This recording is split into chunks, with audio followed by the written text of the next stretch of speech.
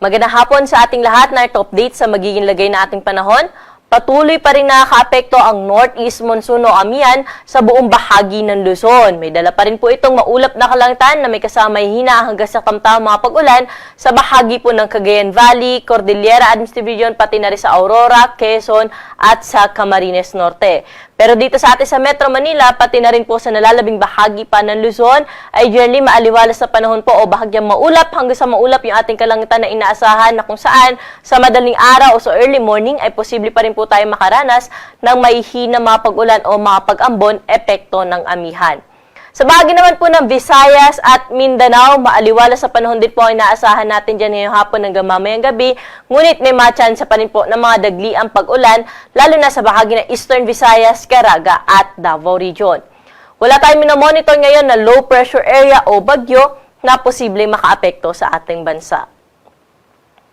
At para po sa magiging lagay na ating panahon bukas, bahagyang hihina yung epekto ng amihan na kung saan ay magdadala pa rin po ito ng makulimlim na panahon maghapon na may kasama po may hina hanggang sa tamtama pag-ulan sa bahagi po ng Cagayan Valley, Cordillera Administrative Region, pati na rin sa Aurora.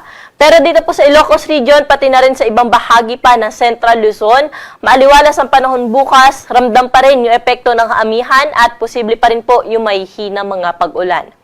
Dito naman po sa atin sa Metro Manila, pati na rin po sa ibang bahagi pa ng Luzon, ay generally maaliwalas din po ang panahon na inaasahan bukas, ngunit may mga chance na po na mapanandali ang buhos ng ulan sa hapon at sa gabi, dala ng localized thunderstorm.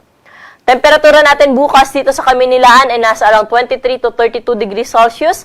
Sa Baguio City, nasa around 14 degrees pa rin yung minimum temperature bukas at aabot lamang sa 23 degrees Celsius yung maximum temperature. Sa mga pupunta naman ng Tagaytay, 21 to 28 degrees yung agwat ng temperatura. Sa Lawag, 21 to 32 degrees yung agwat ng temperatura bukas o 21 to 32 degrees at sa Tuguegarao naman dahil nga maulap pa rin po bukas, nasa around 21 to 28 degrees Celsius lamang yung magiging agwat ng temperatura. Samantala sa Legazpi ay nasa around 24 to 31 degrees Celsius. Dumako po tayo sa Puerto Princesa at Kalayaan Islands na kung saan by tomorrow ay aabot po sa 32 degrees yung pinakamataas na temperatura.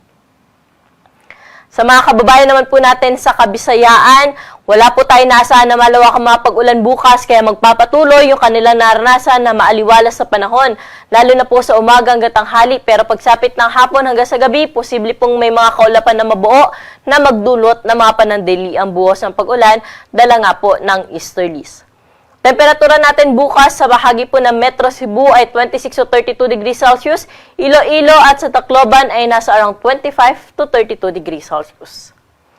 Dahil sa easterly, sinasahan po natin bukas na makakaranas ng maghapong maulap na kalangitan na may kasama pag-ulan ang bahagi ng Caraga at Davao Region. Pero ang ibang bahagi po ng Mindanao, umaga hanggang tanghali ay fair weather o maaliwalas ang panahon, pero pagsapit ng hapon at gabi, mataas rin po ang tsansa na mga panandali ang buhos ng pag-ulan, dala rin po ito ng easterlies.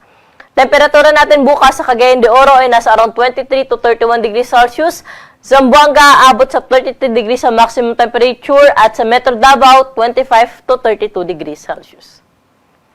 Para po sa ating 3-day weather outlook sa mga pangunahing syudad po ng ating bansa, partikular na dito sa Metro Manila at pati na rin po sa Baguio at sa Legazpi City. Na kung saan dito po sa Metro Manila, for the next 3 days, sinaasahan natin na magkakaroon po tayo ng panibagong bugso ng amihan na kung saan ay mararanasan o abot po ulit ito hanggang dito po sa Kamaynilaan. Kaya malamig na panahon pa rin yung ating naasahan lalo na po sa madaling araw. Ngunit, dahil nga po iiral ulit yung amihan, posible po ulit dito sa Kamaynilaan yung may hina mga pag-ulan o mga pag-ambon. At ang temperatura nga po natin sa umaga ay aabot po sa 23 degrees Celsius at ang maximum temperature sa tanghali maglalaro sa 31 hanggang 32 degrees Celsius. Sa Baguio City, magpapatuloy din ng malamig na panahon na kanilang naranasan for the next 3 days, ngunit posible nga po yung may hina mga pag-ulan dala ng amihan. 14 to 15 ang minimum temperature sa Baguio City at nasa around 23 to 24 degrees Celsius yung maximum temperature. Sa Legazpi City naman po, bagamat maaliwalas sa panahon na inaasahan dyan, ay posible po yung mga thunderstorm sa hapon at sa gabi. Kaya kung lalabas po tayo ng tahanan dyan, ay magdala pa rin po ng payong dahil po mataas ang tsansa ng pag-ulan sa hapon nga yan at sa gabi. Sa Legazpi City naman, nasa around 24 to 31 degrees yung agwat ng temperatura. Dumako na po tayo dito sa Kabisayaan na kung saan sa Metro Cebu at sa Iloilo ay maaliwala sa panahon yung inaasahan natin for the next 3 days o hanggang Miyerkules.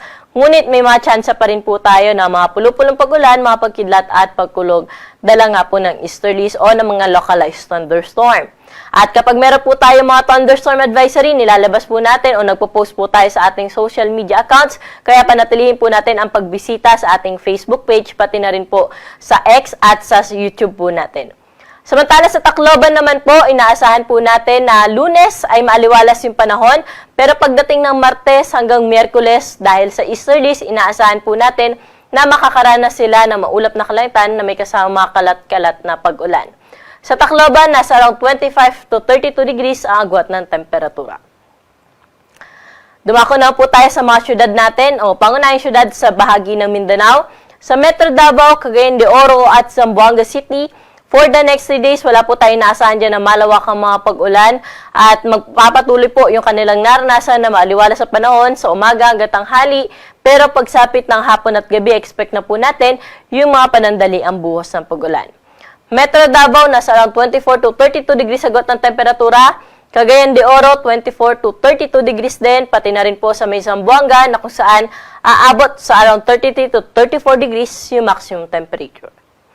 Sa mga kababayan po pala natin na maglalayag, wala po tayong gale warning na naktaas sa anumang baybayin na ating karagatan, kaya malaya po sila makakapalaot sa anumang bahagi po ng ating baybaying dagat.